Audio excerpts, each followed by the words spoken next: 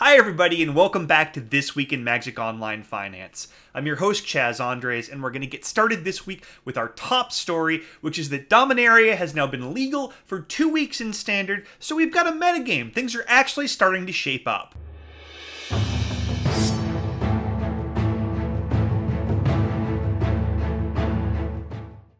Now, the biggest Standard tournament of the week was Star City Games Baltimore. The breakout deck in Baltimore was White-Black Vehicles. This is an aggressive deck that uses cards like Lyra Dawnbringer, Karn Scion of Urza, History of Benalia, and Heart of Kiran to really effective results, and I expect all of these cards to gain at least a little bit of value over the coming days.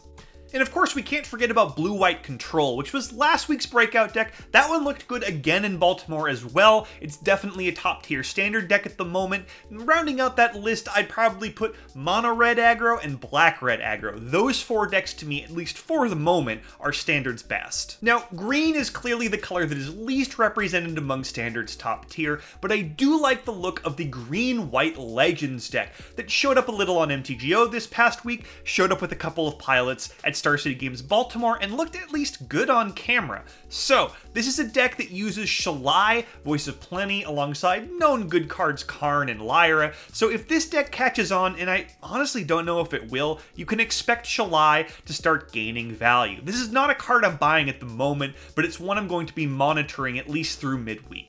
Now, on the flip side of things, the Scarab God has been more or less removed from the metagame, while Chandra Torch of Defiance has been relegated to sideboard duty in a couple of decks, and this is a pretty far fall for some former metagame stalwarts. And look, we don't know what's going to happen, things are still really new, the Pro Tour isn't here yet, things could look very different 2 or 3 weeks from now, but at this point, those cards are running out of chances to reestablish themselves, and rotation is coming.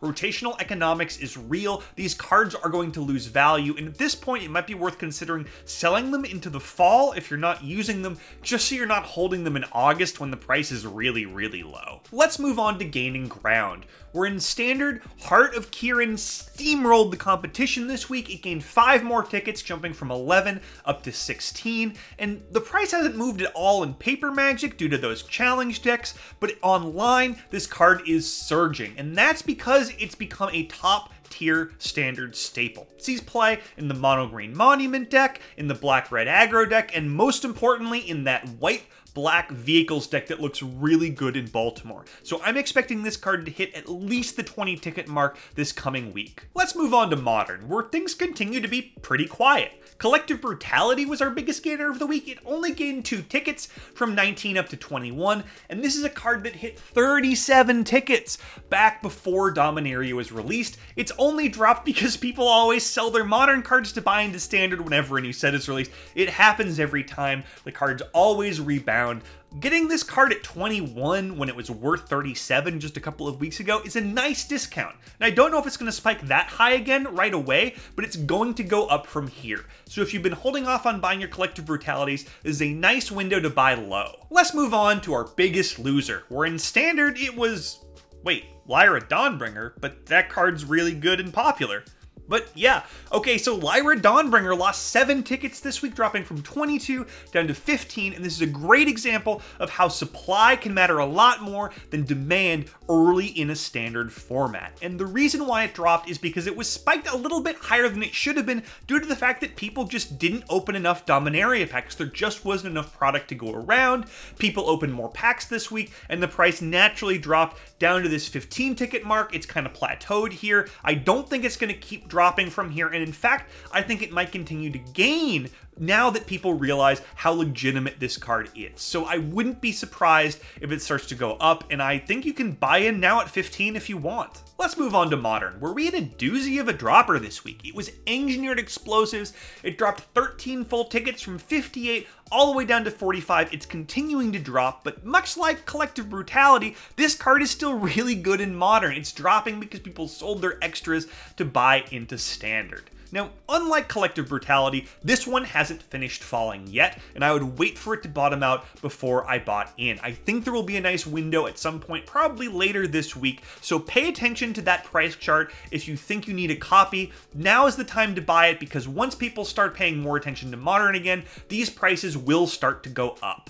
Now, my sneak of the week this week is Kytheon, Hero of Akros, that 1 mana flipwalker from Magic Origins. Kytheon was under 1 ticket back before Masters 25 was released. It's up over 5 now and continuing to climb because it combos, at least in theory, with Mox Amber in Modern. And look, I don't know if that deck is real. I do know that people are continuing to buy this card and trying to make it work. And if the deck does end up being at least semi-legitimate, this is a 15 or 20 ticket Modern card. So at this point, I'm buying at least a little bit into the hype. We'll see if it ends up actually being anything, but the buy-in is pretty low and the upside is high, and that's all stuff I tend to like, so go for it, pick up a set. Let's move on to our final segment where we take a look at the MTGO traders' sales data over the past 7 days. And this is where we see where people are putting their money, which cards are selling the most on Magic Online right now. Now, our top 5 sold by volume is still fairly stable. We've still got Rat Colony and Llanowar Elves and Seal Away and Cast Down, all in that top 5, and as I said last week with these commons and uncommons, just buy what you need right now before the price starts to catch up with them. That's always a smart play with these new set commons and uncommons. Now, more interestingly, we have a rare inside our top 5 most sold by volume list for the first time since I started doing this. It is Sulphur Falls, a rare that should in no way still be trading for around a ticket based on how popular it is. And Isolated Chapel and Woodland Cemetery are not too far behind.